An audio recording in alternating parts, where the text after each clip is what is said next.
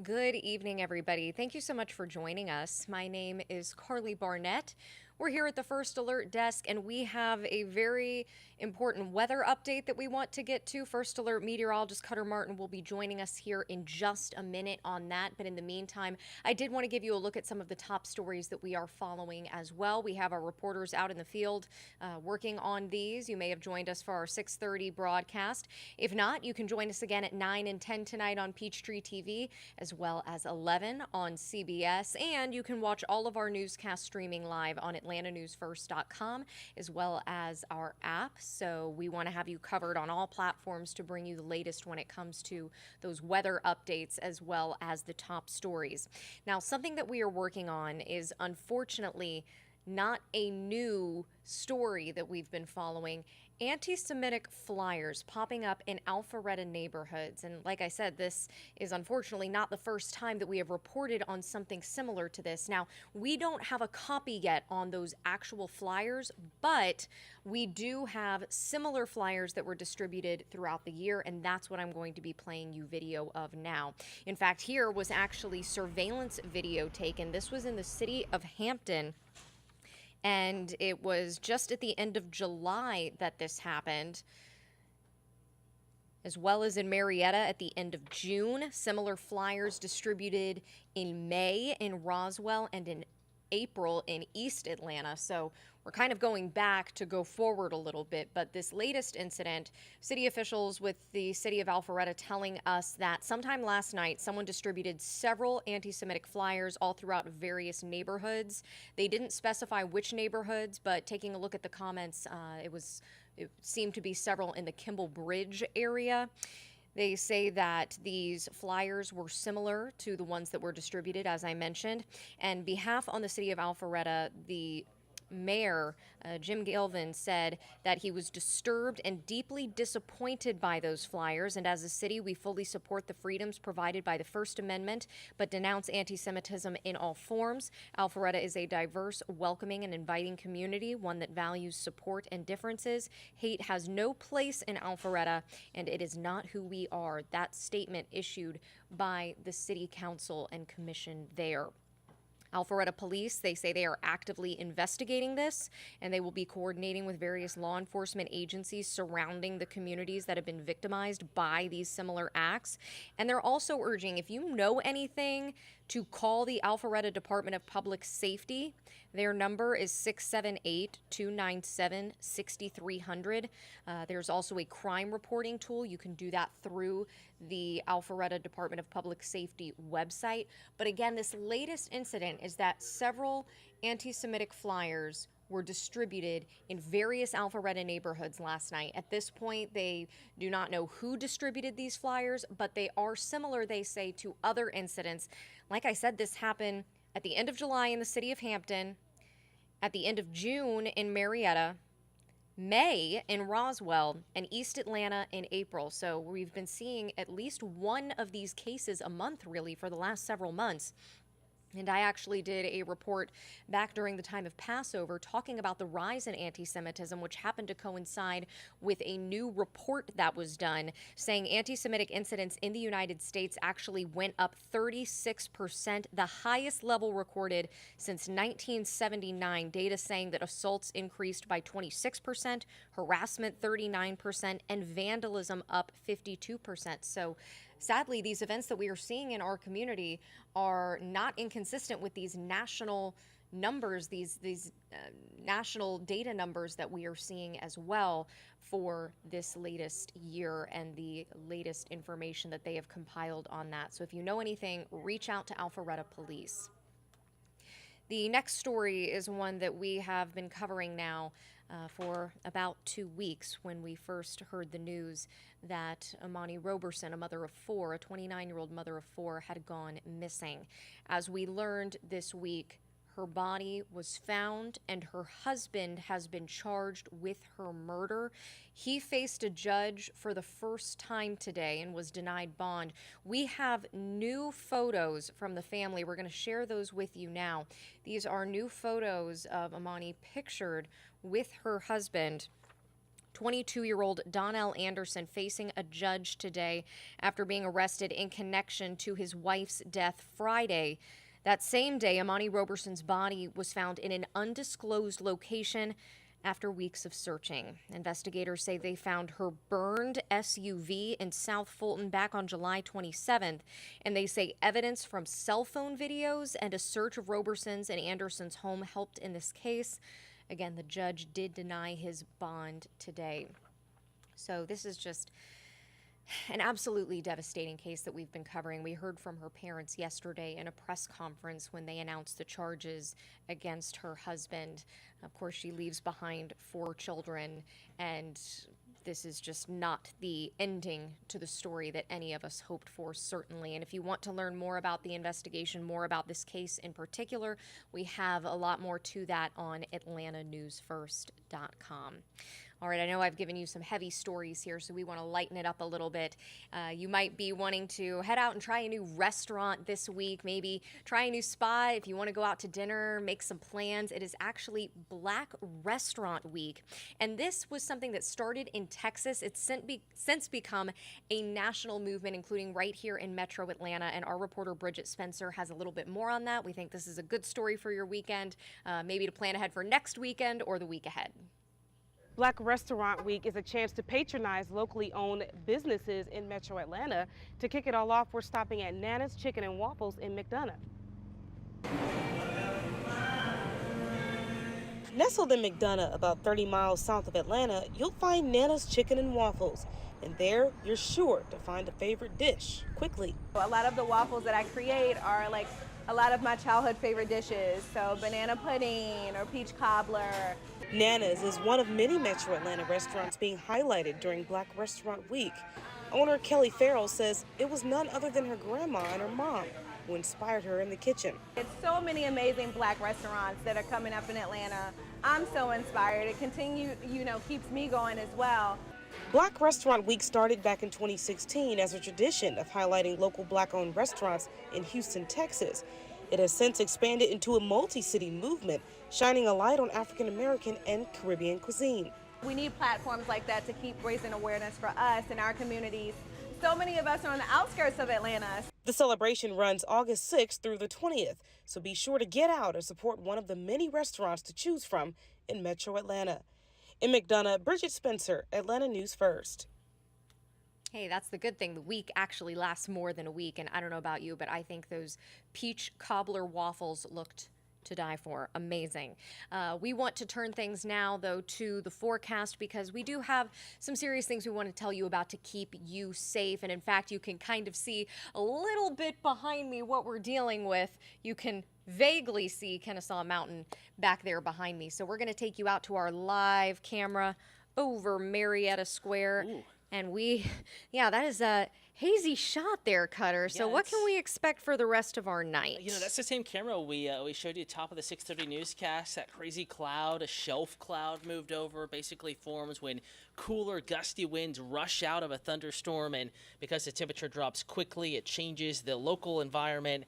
And you get clouds forming very low to the surface and moving and rising very quickly. And it was that same sky cam that we had that vantage point on earlier this evening, top of the 6:30. And then the showers and thunderstorms rolled through. It poured and it got windy across Marietta Square, much of Cobb County.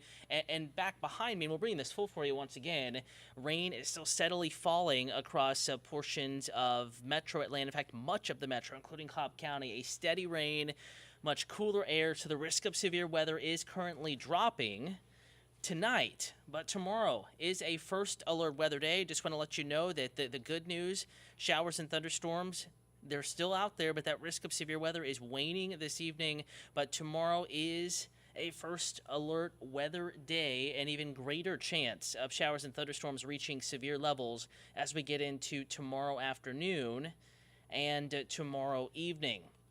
So we're going to go ahead and switch over to radar here, let you know where it's raining, kind of give you a summary of what's happening right now. And we're probably going to have some more folks joining us here momentarily from the Atlanta News First app. Just send a little push alert, a link to tune in and to watch the forecast. So we're going to give folks a few minutes to tune in before we really dive into tomorrow, the first alert weather day.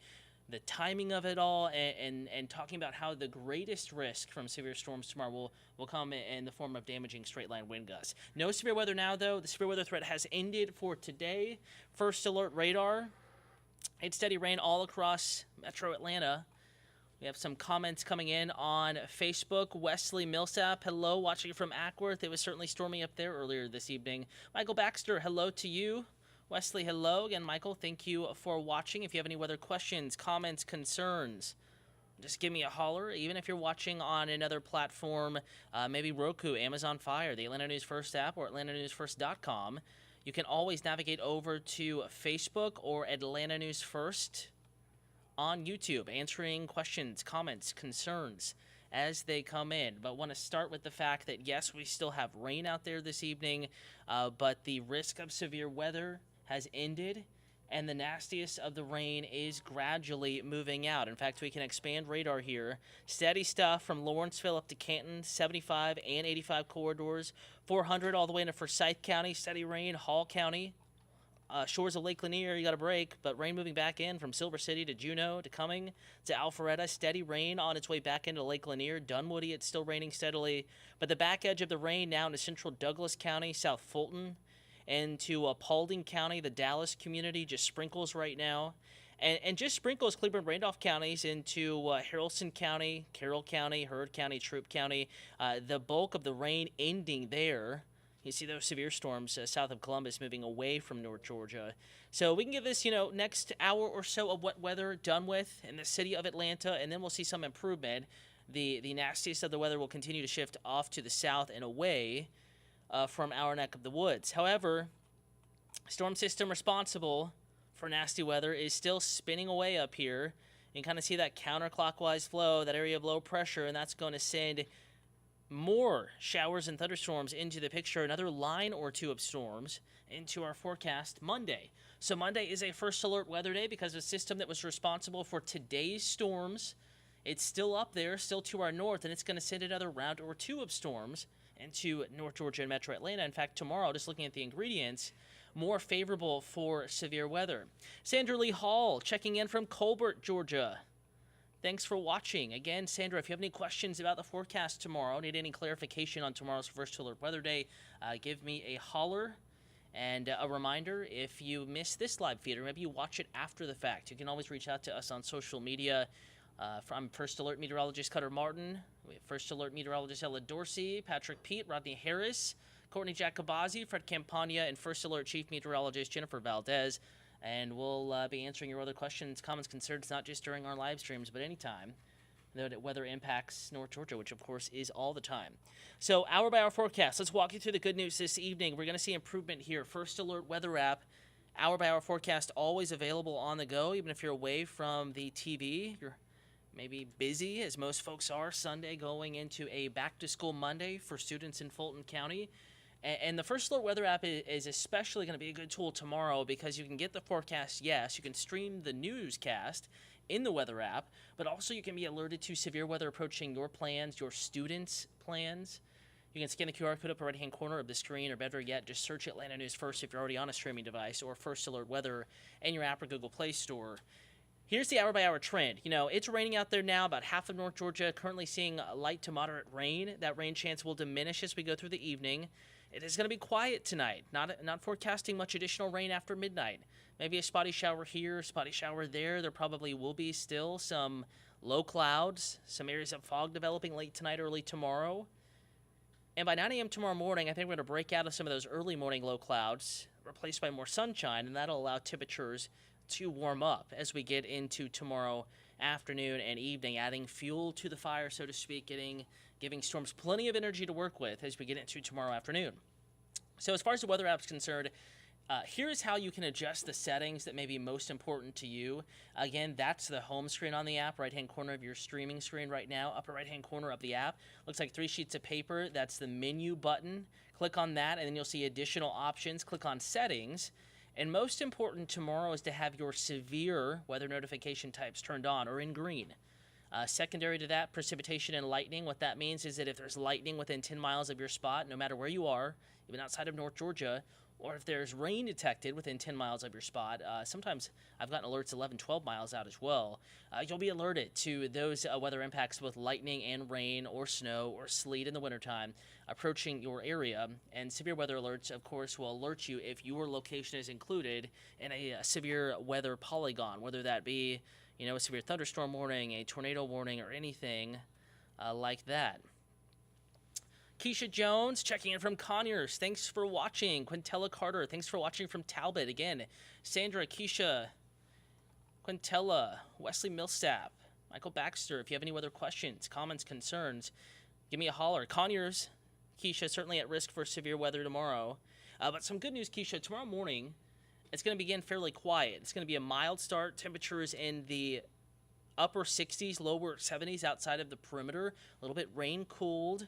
Though it's still pretty mild. 70 Lawrenceville for low temperature tomorrow morning, 68 in Palmetto, 70 McDonough, 74 in Atlanta, 74 Forest Park, maybe some mid-60s far west side Douglasville, mid to upper 60s, more certain up in the mountains, the highest elevations of far north and northeast Georgia where you see the deeper greens. Rest of us, mild start, low to mid-70s.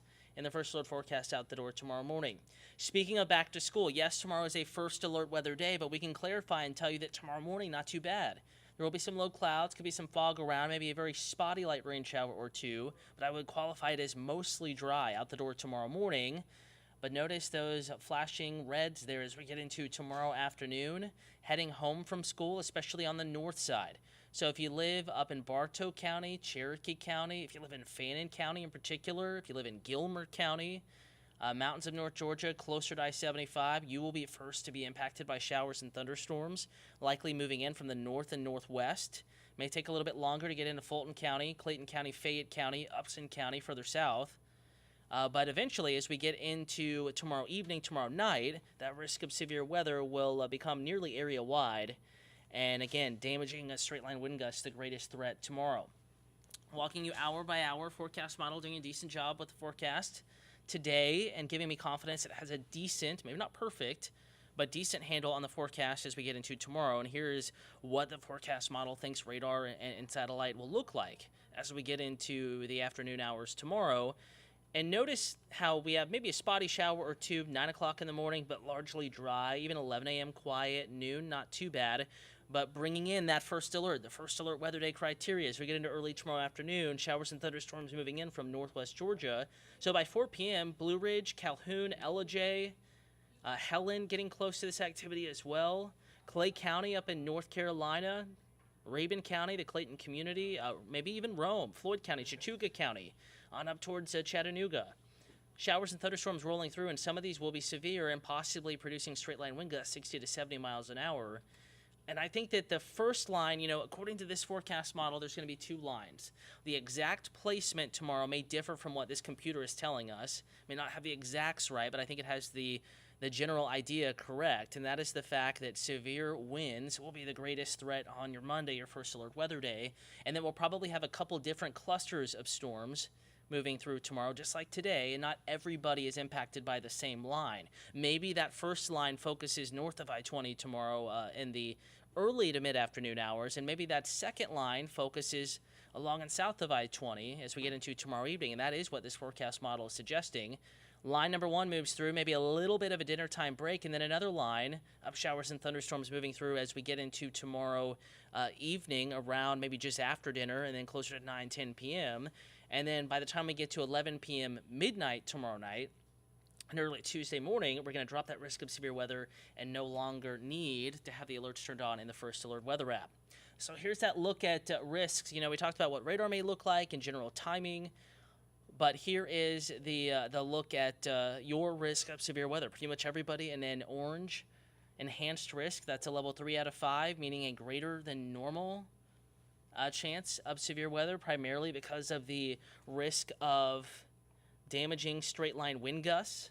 And we're going to be tracking that potential as we get into tomorrow afternoon and early evening. And what I mean by straight-line wind gusts is we're not talking necessarily tornadic winds, but certainly you remember the winds that moved through Cherokee County, just a couple of weeks ago, a few weeks ago, knocked out power for more than a day in spots and knocked down trees. Even some of our employees here, some of our friends and colleagues here at Atlanta News First had some tree damage. Trees come down in portions of Cherokee County, and it's that type of a wind event that some folks could be dealing with tomorrow. Again, an enhanced risk for most.